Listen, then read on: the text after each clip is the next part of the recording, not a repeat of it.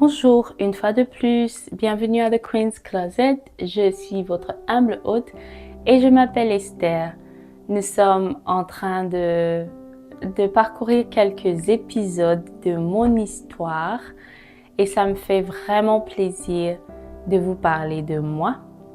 Bien sûr, tant que cela vous apporte un plus, vous apporte un réveil, une transformation, vous conscientise et fait de vous de meilleures versions de vous-même. Bienvenue, bienvenue, bienvenue. Installez-vous et nous allons commencer cet deuxième épisode de mon histoire. Aujourd'hui, je vais vous partager une expérience que j'ai vécue quand j'avais entre 13 et 15 ans. C'est mieux que je donne une estimation pour ne pas me tromper, pour éviter de me tromper. Mais je devais avoir entre 13 et 15 ans quand cet événement s'est produit dans ma vie. Pourquoi j'ai pensé à partager ceci? Je suis extrêmement écœurée de voir des avis de disparition par-ci, par-là, à chaque moment, à chaque instant, où on est à la recherche de tel jeune enfant qui est sorti de la maison après l'école à 16 heures et n'est jamais revenu. Ou alors un enfant qui est parti à l'école et qui n'est pas revenu. C'est vrai qu'il y a beaucoup d'événements actuellement qui se passent dans différents pays qui font très mal. Oui, ça ne fait pas du tout plaisir à entendre ni à voir. Mais je prie par la grâce de Dieu qu'en partageant mon expérience, que cela puisse alerter au maximum les jeunes adolescents, mais également les parents à prendre conscience de leur rôle, de leur place dans la vie de leurs enfants. Les mères, les pères, les oncles, les tantes, les parents adoptifs, peu importe la figure paternelle que vous êtes pour cet adolescent, par la grâce de Dieu, avec ce que j'ai appris de moi-même ayant été adolescente et aussi des formations reçues, des observations faites avec d'autres familles, l'adolescence, c'est pas une phase de crise. C'est pas censé être une phase où les enfants, où les jeunes se trouvent en crise. C'est pas censé être une phase de transition compliquée. Ça le devient quand il y a des choses qui n'ont pas été faites en amont, quand il y a une certaine connexion qui n'a pas été établie avec les enfants, quand il n'y a pas une certaine confiance qui a été établie avec les enfants, quand il n'y a pas un certain cadre de sécurité et de confiance où l'enfant se sent lui-même, où l'enfant a le droit de grandir, où l'enfant a le droit de s'exprimer, où l'enfant a le sentiment d'appartenance, où l'enfant sent qu'il y a une vision familiale, qu'il y a une structure familiale et qui lui permet à lui ou à elle, bref, l'adolescent, de se visualiser dans sa croissance, dans son développement. Quand il manque des éléments dans l'environnement de l'enfant, alors il va se tourner vers l'extérieur. Alors l'enfant va faire plus confiance aux réseaux sociaux qu'à ses parents. L'enfant va faire plus confiance à ses enseignants qu'à ses parents. L'enfant fera plus confiance à ce qui se passe à l'école qu'à ses parents. Et du coup, vous aurez l'impression d'avoir affaire à un total étranger qui ne fait qu'à sa tête, qui est têtu, qui est récalcitrant, qui n'écoute pas, surtout si l'enfant est plutôt de nature extravertie, vous aurez tendance à croire que cet enfant vous fait un bras de fer, alors que non, ce n'est pas le cas. L'enfant est à la recherche de son identité. L'enfant est à la recherche de qui il est. L'enfant est à la recherche de vision. L'enfant a un sentiment d'appartenance qui n'est pas comblé, un sentiment d'accomplissement qui n'est pas comblé. Et ça, c'est pour la plupart. Il y a toujours des exceptions, ok?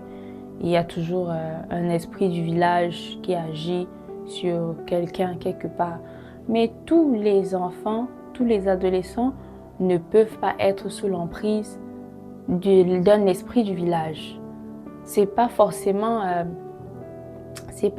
les esprits de vos ancêtres qui sont en train d'en vouloir à votre famille ou à votre enfant. Si certains éléments ne sont pas mis en place, alors il est fort probable que l'enfant se tourne vers l'extérieur pour combler ce besoin-là. Et vous aurez le sentiment que l'enfant fait le bras de fer avec vous.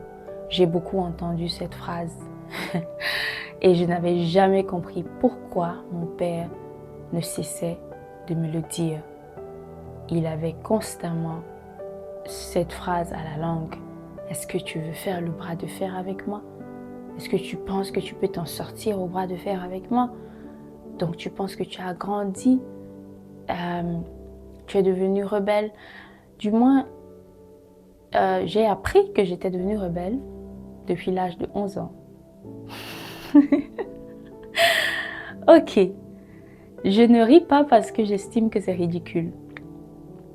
C'est juste qu'on n'était pas sur la même longueur d'onde. Je ne connaissais pas mon père. Je n'avais aucune idée de qui il était. On vivait ensemble dans la même maison. Parfois, on mangeait à la même table. Il y avait des jours où on rigolait ensemble. Mais il n'y avait rien au-delà de ça. Absolument rien. C'est pour ça que je ne l'ai pas connu. Je connaissais le pasteur, je connaissais le collègue de ses collègues, je connaissais l'homme d'affaires, mais je ne connaissais pas mon père, malheureusement. Je le dis librement maintenant parce que j'ai fait la paix avec moi-même et avec lui. Donc je le dis maintenant en rigolant parce que c'est un problème résolu. J'ai trouvé la paix par la grâce de Dieu et la réparation, mais j'aimerais quand même, par mon expérience, par mon témoignage, attirer l'attention ou encourager les parents et les jeunes adolescents qui vivent des phases compliquées ou difficiles, que vous n'êtes pas seul et vous pouvez vous en sortir. Vous pouvez avoir une famille harmonieuse, vous pouvez avoir une famille heureuse. Ok? Alors, revenons à mon témoignage ou à mon expérience. J'expérimentais la séparation d'une famille pour la première fois à mes 13 ans, si je ne me trompe pas, ou 12 ans, je ne sais plus trop. Bref, j'expérimentais pour la première fois la séparation familiale où il y avait les différends entre mes parents ne pouvaient plus, ils pouvaient plus se gérer entre eux. J'avais une mère qui était agacée, qui en avait marre, qui n'en pouvait plus, qui se sentait seule. Et pour la première fois, je l'ai vue pleurer en public. Ça n'était jamais arrivé. Je savais que ça n'allait pas, mais je ne savais pas ce qui se passait. Je ne savais pas plus en tant qu'enfant. À ce moment-là, j'ai commencé à avoir du ressentiment, mais je ne savais pas que j'avais du ressentiment. Il y a beaucoup de choses que je ne savais pas parce qu'on n'en parlait pas. Il y a un langage qu'on ne tenait pas chez nous. On ne parlait pas des émotions chez nous. On ne parlait pas de sexe chez nous. On ne parlait pas de relations, on ne parlait pas d'amour, on ne parlait pas d'argent, pas ouvertement, pas de manière à éduquer. Donc, il y avait beaucoup de sujets dont on n'abordait pas chez nous. C'était tabou. Il y avait beaucoup de sujets tabous. Et je ne savais pas à cause de ça qu'il y avait beaucoup de choses que je refoulais des émotions. Je ne savais pas que je n'exprimais pas mes émotions et que je les gardais. Je pensais que j'étais forte. Je pensais que j'étais un enfant soumis. Je pensais que j'étais un enfant obéissant. Je pensais que j'étais un enfant comme sage, entre guillemets. Mais non, j'étais un enfant brisé. J'étais un enfant meurtri. J'étais un enfant confus. Très confus. Et quand, après cette première séparation, je devais avoir 12 ans, si je ne me trompe pas, 12 ou 13 ans. Et quand j'ai terminé de composer mon BPC, je me souviens que papa nous avait mis dehors parce que il a estimé que je lui ai manqué de respect. Parce que quand il me parlait, je lui regardais dans les yeux. Et en Afrique, on ne regarde pas les parents dans les yeux. Si un adulte, si un aîné te parle, tu ne peux pas lui regarder dans les yeux, tu dois regarder par terre. C'est un signe d'honneur, de respect.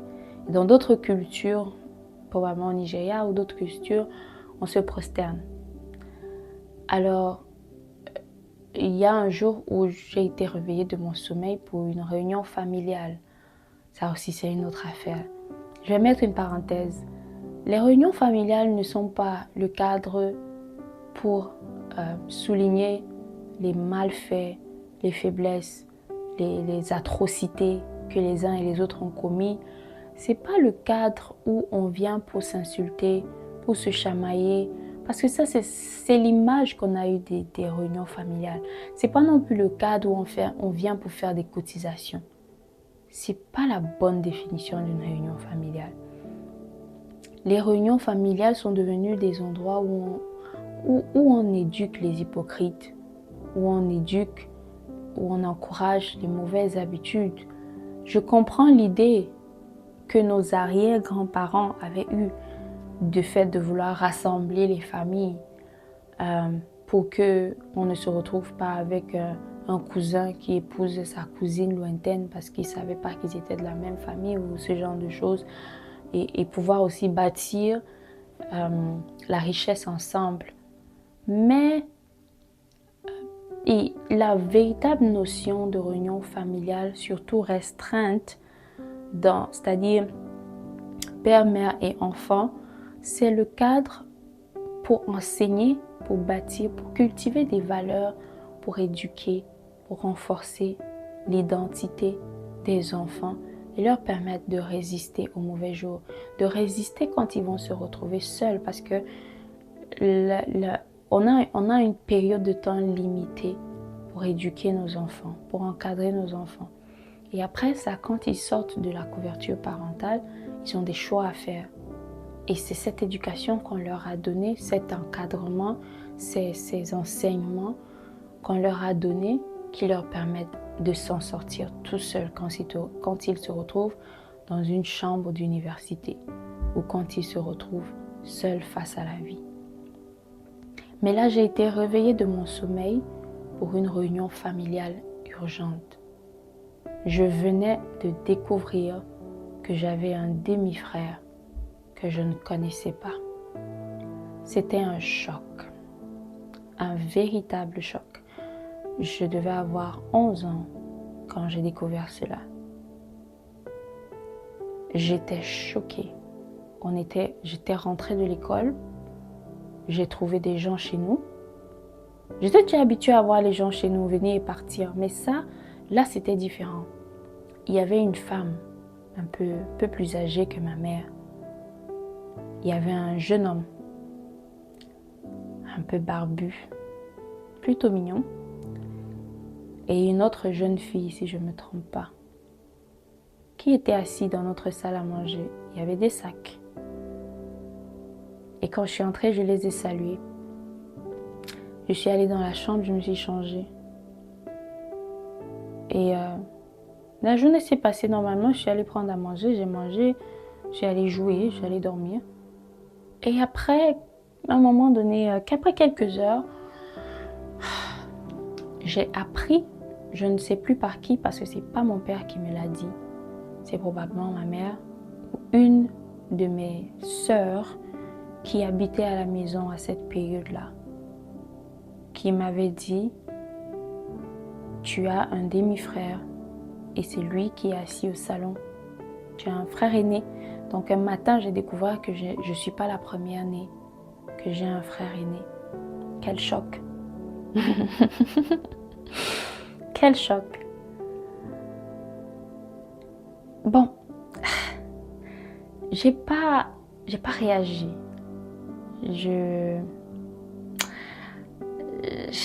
je suis allée, bon, j'ai continué ma vie. Disons que j'ai continué ma vie, normalement.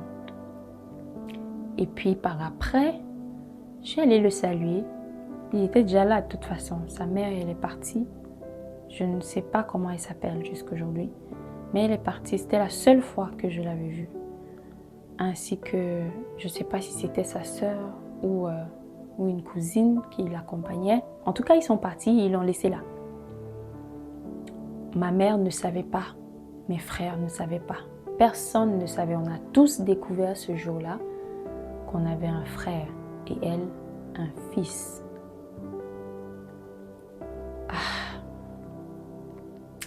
Je crois que c'est ce jour que j'ai changé. C'est ce jour que des choses ont changé en moi, mais que je ne savais pas. Je pensais que, ok, la vie est normale, de toute façon, il n'y a pas de problème. Donc, on allait à l'école.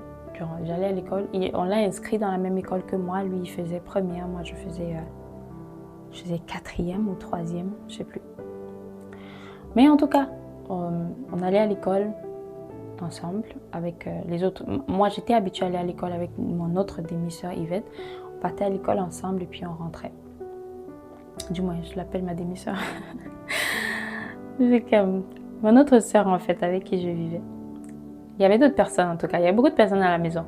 Donc, je suis allée à l'école et puis je revenais. Et il y avait beaucoup de difficultés à la maison, beaucoup de crises. Il y avait beaucoup de conflits à la maison sur l'organisation de la famille, l'organisation des tâches, l'organisation des responsabilités, tout ça, tout ça. Et à cette période-là, on a eu un souci également dans la grande famille. Ça, c'est 2 à 3 ans, je ne sais plus. Non, c'est pas la même période. C'est pas la même période. Mais à cette période-là, j'avais changé. Je crois que j'ai changé parce que j'étais pas consciente, mais je me suis rendu compte que j'avais changé parce que ma sœur, Yvette, à cette période-là, m'avait dit, enfin, elle avait essayé de me parler. Elle m'avait approchée. Un jour, on rentrait de l'école et elle m'a dit, est-ce que tu sais? Oh, attends. Oui. Donc, ce jour où il était venu, mon demi-frère, personne ne m'avait rien dit. Voilà. Donc, c'est un jour, en rentrant de l'école avec Yvette, que Yvette m'a dit, est-ce que tu sais que tel, c'est ton demi-frère, c'est ton frère, c'est le fils de papa? Je dis non. Elle me dit, personne ne te l'a dit? Je dis non. Elle me dit, oh, ok, c'est pas grave, prends juste le temps.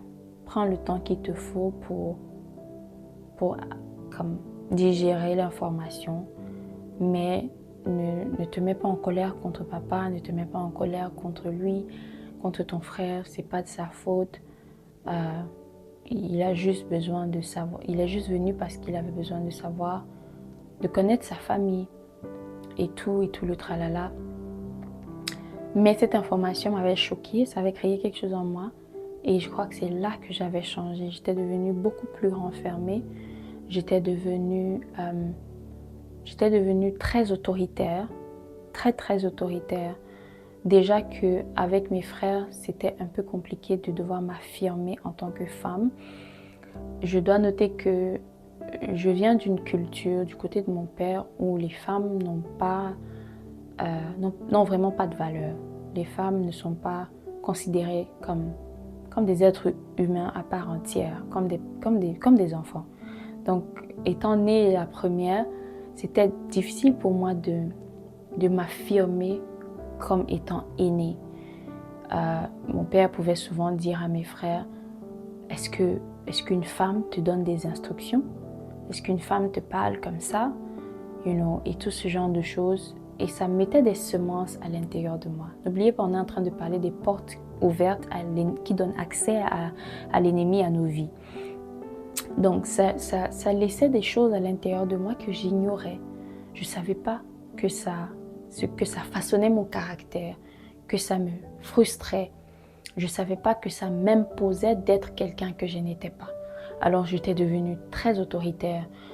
J'étais constamment en train de donner des ordres, en train de gronder, en train de vouloir me faire entendre, me faire écouter.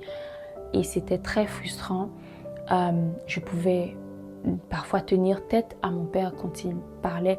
Pas que je lui répondais pas. Je ne me souviens pas lui avoir un jour verbalement manqué de respect. Je ne me souviens pas avoir un jour murmuré contre lui, devant lui. Mais dans mon cœur, j'étais... Je ne lui donnais pas la place de père. Je lui donnais pas la place de père. J'estimais qu'il ne le méritait pas.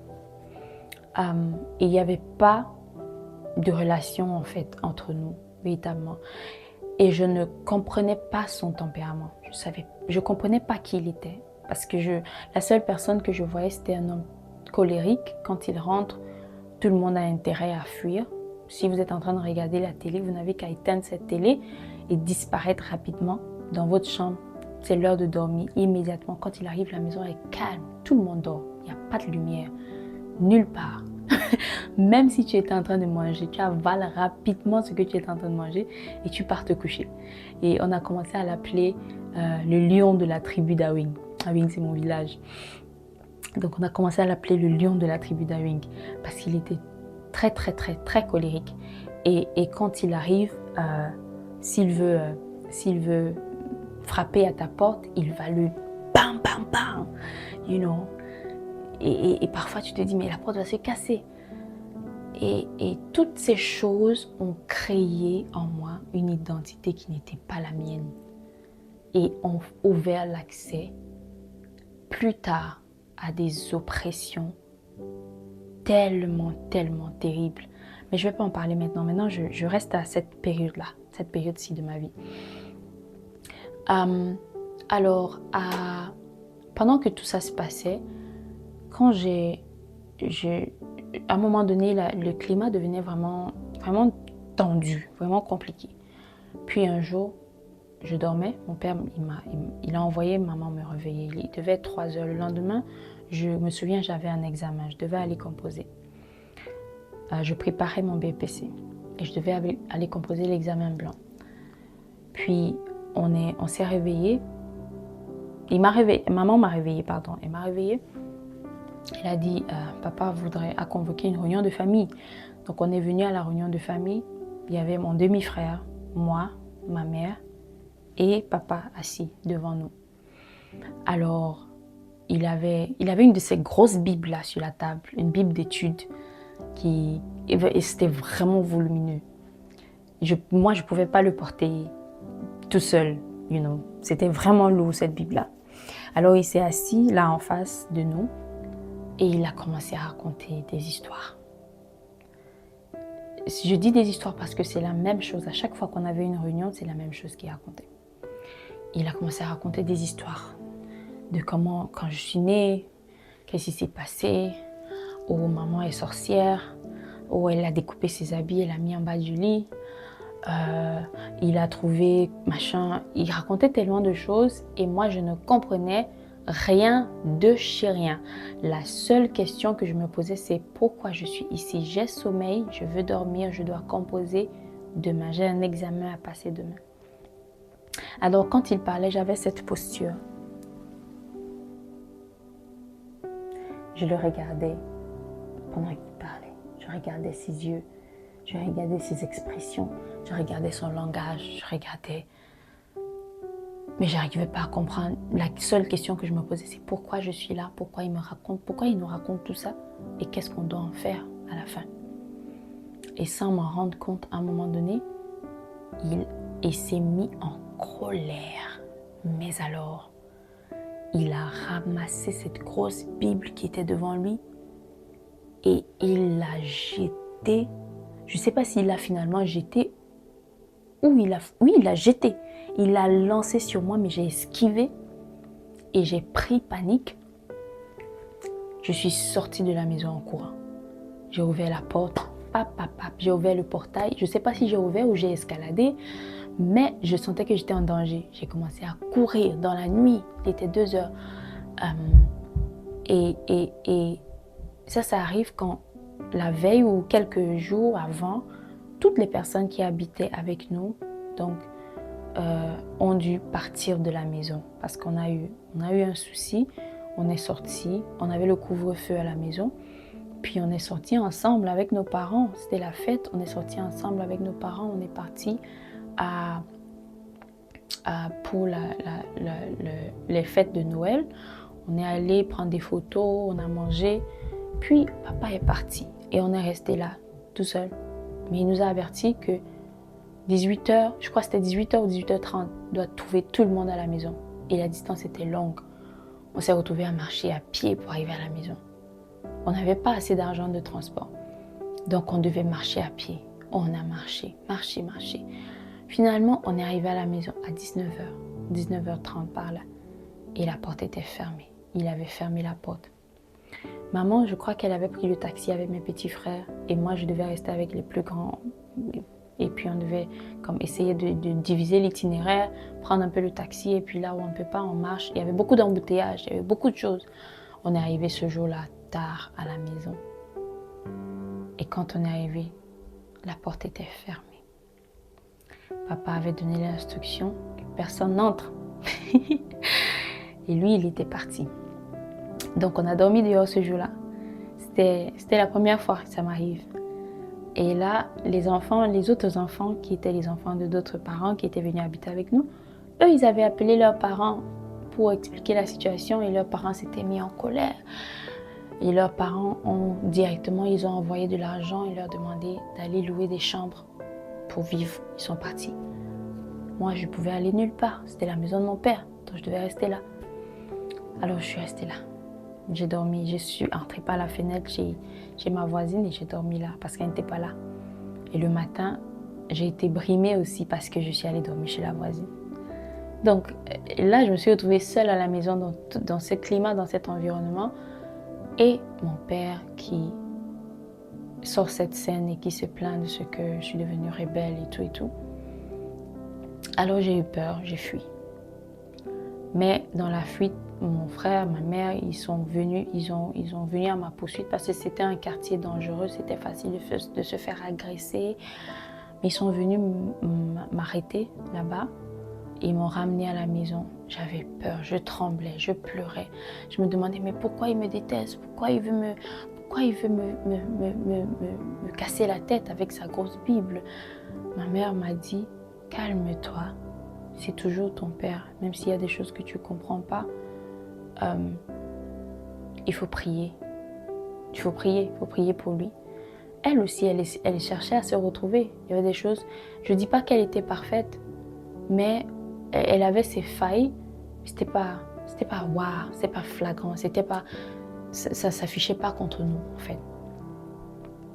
Alors, elle m'a encouragée, elle a prié avec moi, elle m'a ramenée dans ma chambre. Et elle m'a dit, va, prie, couche-toi, tu dors. Et le lendemain, tu dois aller composer. Je suis allée dans ma chambre, je me suis mise à genoux, je me suis mise à prier. Je pleurais, j'avais mal, je ne savais même pas quoi dire. Et puis mon père, il est venu, il a frappé à ma porte. Quand j'ai ouvert la porte, il m'a demandé... Oh non, je n'avais pas fermé la porte à clé. Donc, il a ouvert la porte, il m'a trouvé à genoux en train de prier. Et il m'a demandé, qu'est-ce que tu fais là? Est-ce que tu penses que Dieu t'écoute? Dieu n'écoute pas les enfants désobéissants. Dieu n'écoute pas les enfants insolents. Ça m'a brisé. Et il m'a dit, Dieu ne t'écoute pas. Il est parti. J'étais choquée. Je n'ai pas forcément la même expérience que mes frères, donc ça c'est mon expérience à moi que je partage. Mais j'étais choquée.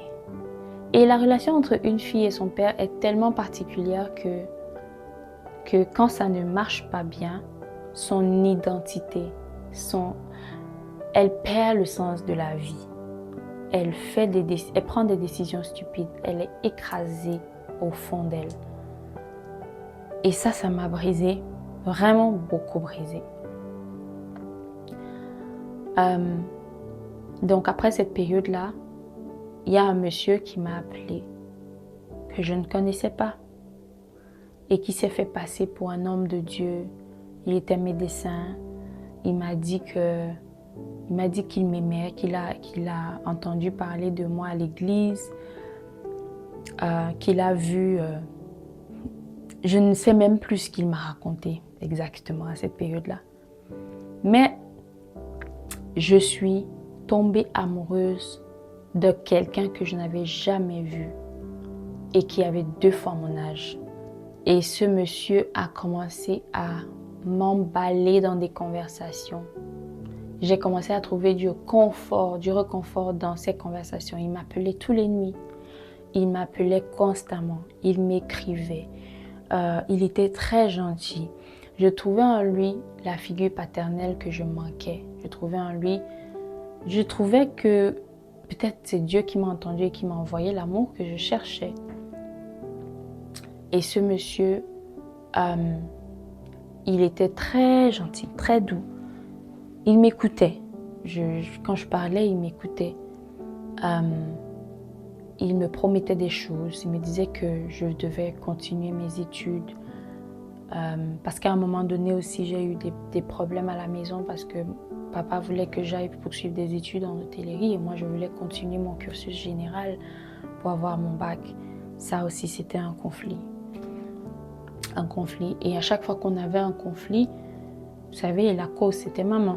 Donc, c'est votre mère qui vous monte les coups contre moi. Elle et sa famille, elle vous a pris et tout. You know. Et moi, je ne prenais jamais parti parce que j'estimais que c'est pas mon rôle. Je suis pas là pour résoudre les problèmes de couple. J'ai juste envie de vivre ma vie d'enfant. Sauf que le cadre ne me permet pas de vivre ma vie d'enfant. Alors j'étouffe. Je refoule mes émotions, je les refoule. Et quand je n'en peux plus, j'explose en larmes. Je pleure. Et quand j'ai fini de pleurer, je continue mon train de vie. Ça, c'était moi dans mon adolescence. Puis, ce monsieur-là, en fait, il a commencé à avoir des conversations avec moi. Il a commencé à me parler. Je n'ai aucune idée de qui c'était jusqu'aujourd'hui. Je ne sais pas où il avait pris mon numéro de téléphone. Mais il m'avait dit qu'il allait m'épouser. Il m'avait dit que j'étais belle. Il m'avait dit que j'avais de la valeur. Il m'avait dit que j'allais devenir une grande femme. Et tout ça. Et moi, j'ai cru à ce qu'il m'a dit. Toute naïvement. J'ai cru à ce qu'il m'avait dit. Et j'ai gardé la relation. Parce qu'il m'a dit de ne pas en parler. De toute façon, à qui est-ce que j'allais parler? J'avais pas de confident, j'avais pas d'amis. Les amis que j'avais à l'école, quand je partais à l'école, ils me voyaient toujours en train de pleurer. J'essayais de leur dire que à la maison, c'est pas trop ça, mais ça va aller. Mais je parlais pas de moi. J'étais vraiment très renfermée. Alors, je chemine avec ce monsieur que je ne connais pas, que je n'ai jamais rencontré, qui a une voix de papa, une voix de père, qui est très attentionné, qui m'écoute, qui rit avec moi. You know, j'ai trouvé comme une certaine sécurité dans sa voix. Je ne sais pas s'il utilisait un filtre ou quoi, mais en tout cas, j'étais très rassurée. Il m'a dit qu'il vivait au Nigeria et qu'il devait m'amener au Nigeria. Donc, je devais prendre l'avion, quoi. Oh! Oh my God! Puis, cette relation s'est déroulée pendant des mois et presque un an. Et un jour, il m'a dit, il va venir au Cameroun et on va se voir. J'ai dit, ok, il n'y a pas de problème. J'étais toute contente, toute excitée, j'avais hâte. Et quand il m'a dit qu'il était arrivé. Puis, on a organisé un rendez-vous. On devait se rencontrer un dimanche après le culte. Et il m'a dit, je vais le retrouver à la sortie de la ville. Quand le moment de se rencontrer arrive, il m'a donné des instructions. Il m'a dit, tiens, tu vas apporter. Il m'a donné une liste de choses que je devais apporter avec moi en venant à ce rendez-vous. Parmi ces choses, il y avait un drap tout blanc, il y avait des ciseaux, il y avait une aiguille, il y avait une lame de rasoir toute neuve, il y avait, je ne sais pas trop, c'est des serviettes des serviettes ou une serviette hygiénique, bref, quelque chose comme ça. Beaucoup de trucs. Mais aucun de ces éléments n'a sonné une alarme dans ma tête parce que j'étais déjà complètement emballée.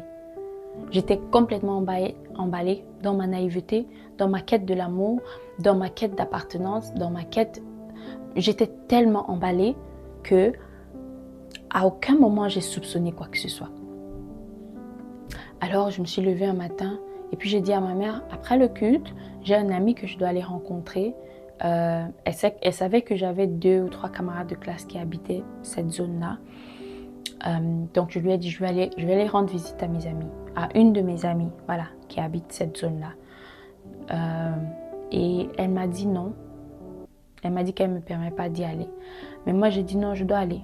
Et ce monsieur, il m'avait dit à l'approche de ce rendez-vous, il m'a dit, quand tu vas demander la permission à ta mère, elle va refuser. Elle va s'opposer à toi.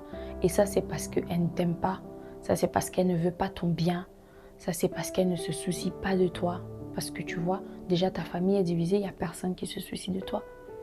Et moi, j'ai dit, bah, c'est vrai. Donc, quand ces événements se sont produits, c'était l'accomplissement de la prophétie. Moi, je voyais que, il avait raison. Ma mère aussi, elle ne veut pas que je me marie. Elle s'est mariée jeune, elle ne veut pas aussi que je me marie jeune. Mais pourquoi, you know? Et je lui ai tenu tête.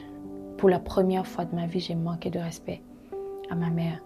Je lui ai dit toutes ces choses, que tu ne m'aimes pas, tu ne veux pas que je sois heureuse, pourquoi tu t'opposes à mon bonheur, nanani, nanana. Et ma mère était tellement choquée. Elle m'a regardée. Elle ne savait pas quoi dire et elle a juste commencé à pleurer. Elle a cherché à me rassurer, à me faire comprendre que non, elle m'aime, elle est de mon côté. You know, elle veut juste me protéger. Moi, j'écoutais plus. J'étais complètement emballée. Alors, j'ai porté mes affaires, mon sac. On est allé à l'église. On a fait le culte. On a fini de faire le culte ce jour-là. Puis, j'avais un ami qui, je pense, était un ange que Dieu m'avait envoyé. Il habitait derrière l'église et on partait souvent chez lui pour... Quand on avait des répétitions, si l'église est encore fermée, on va aller attendre chez lui. Ou bien juste après les cultes, parfois on pouvait aller papoter, manger, tout ça, juste la communion fraternelle. Donc ce jour-là, après le culte, je suis allée chez lui pour attendre parce qu'il y avait 1 heure pour le rendez-vous, c'était 18 heures. Et là, le culte est fini comme à 14 heures par là. Et moi, you know, j'ai décidé que bon, je vais aller attendre chez lui vu que j'ai encore beaucoup de temps. Je suis allée chez lui, on a commencé à discuter, on a discuté. Et je ne sais pas trop comment, mais la conversation a basculé. Et j'ai commencé à lui parler de ce monsieur dont j'ai fait la connaissance au téléphone. J'ai commencé à lui parler de cette relation. Je lui ai parlé de mon rendez-vous. Et il a commencé à me poser des questions. Il m'a posé des questions. Après, il me dit, mais est-ce que tu as réfléchi à ta décision? Est-ce que tu as pris le temps de prier même depuis que tu as rencontré ce monsieur? Est-ce que tu as prié par rapport à cette relation pour savoir si c'était le plan de Dieu pour toi? Je lui dis non, j'ai pas prié, mais Dieu n'est pas contre notre bonheur. Donc je suis heureuse et forcément Dieu est d'accord. You know, dans mon innocence, je parlais comme ça. Et il m'a dit non. Non. Si quand un homme t'aime, il va pas te diviser, il va pas te séparer de ta famille. Si un homme t'aime, il va pas te séparer de ta famille, principalement de ta mère. S'il le fait, c'est qu'il a de mauvaises intentions. Et là, je sais pas trop, mais mes yeux ont commencé à s'ouvrir. Il m'a parlé, il m'a encouragé. Il a ouvert la Bible, il a commencé à m'enseigner. Et j'ai commencé à pleurer. C'était un jeune garçon, il devait avoir peut-être 22 ou 23 ans, quelque chose comme ça. Il a commencé à m'encourager, à me parler. Et là, je me suis rendu compte, il m'a dit, quand tu regardes la liste des éléments qu'il t'a demandé d'apporter, est-ce que tu trouves que c'est normal? Je dis non. Il me dit voilà, c'est soit un kidnapping arrangé, soit un trafic d'organes arrangé, soit un rituel qu'on est en train de vouloir faire sur toi. Donc si j'étais toi, je rentrerais rapidement chez moi. Et mes yeux se sont ouverts. Et quand je vois la pléthore d'événements qui se produisent ces temps-ci, je ne sais pas si j'en avais parlé finalement. Bon, ma mère avait une idée, mais pas toute l'idée. Donc, mon père, il n'a jamais su que ce genre de choses m'était arrivé. Mais, en tout cas, pourquoi je partage cette expérience? C'est parce qu'il y a beaucoup trop de disparitions. Surtout des adolescents, des filles, des garçons. Le mal s'accroît dans le monde. La Bible dit que dans les derniers temps, les gens deviendront ingénieux au mal. Les gens feront tout pour faire le mal. Ils vont prendre leur temps. Ce monsieur a été très patient, près d'1 an, juste pour m'avoir. Très patient. Et j'étais pas du genre à être... Je prenais pas... J'ai commencé à utiliser le téléphone très tôt. Mais je n'utilisais pas le téléphone pour des choses irresponsables. Je n'allais pas sur les réseaux sociaux, je ne regardais pas des sites pornographiques, je ne m'exposais pas à des musiques bizarres, je n'avais pas des fréquentations bizarres, mais quand même, cet instrument a été utilisé contre moi, pour m'avoir.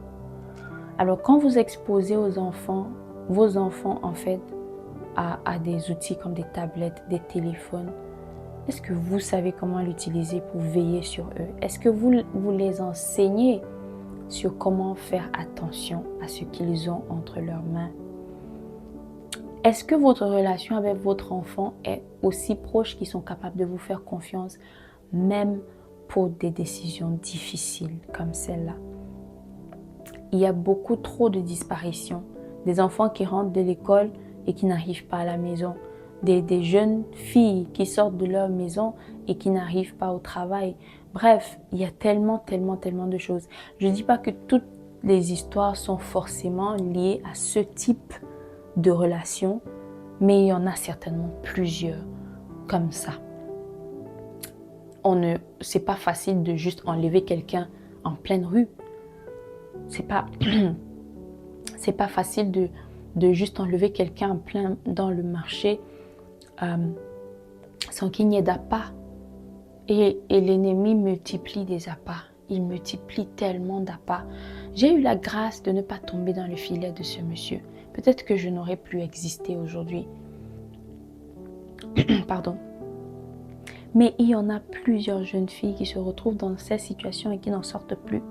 Il y en a plusieurs qui se retrouvent dans ces situations et qui n'en sortent plus, qui ne rentrent plus à la maison.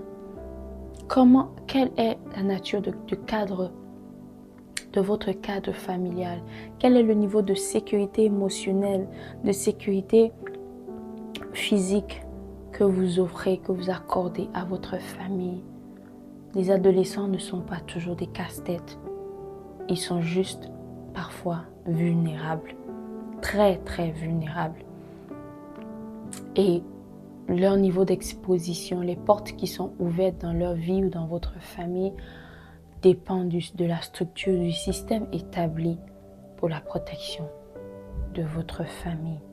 Mais je crois quand même que les prières que mon père faisait, même si je voyais pas, je sais pas, même si c'était détaché, parce qu'il priait beaucoup, et il avait l'habitude de nous oindre d'huile de temps en temps. Il va nous oindre d'huile, il va proclamer des paroles sur nous.